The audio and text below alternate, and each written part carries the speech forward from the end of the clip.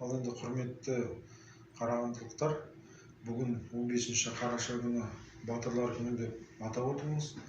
Оны мына біздің өзіміздің атамыз Мәлік Ғабдуллиннің туған күні. Өзі Қазақстан мемлекетіміз бай, үлкен мемлекет, батырларымыз көп.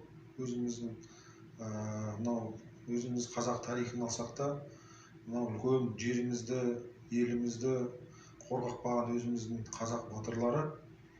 Мына биыл біз өзіміздің Талғат Бигелдиновтың туғанына 100 жыл болып отыр. Мәншүк Мәмбетованың 100 жылдық туған күні болып отыр.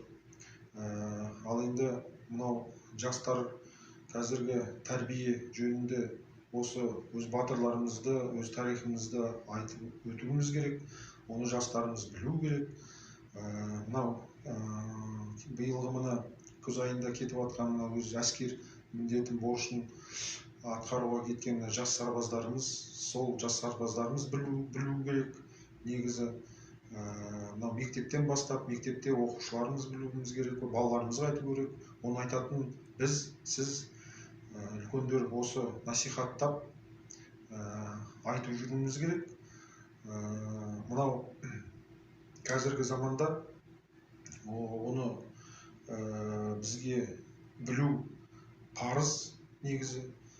Мынау бәрілеріңізді мына келген батырлар күні деп айтып өткім келеді. Мемлекетіміз міне үлкен мемлекет, Қазақстан мемлекетіміз тыныш болсын, әрқашанда аман болсын. Бәрілеріңізге соны тілеймін. Жақсылық, амандықта жүздесе берейік.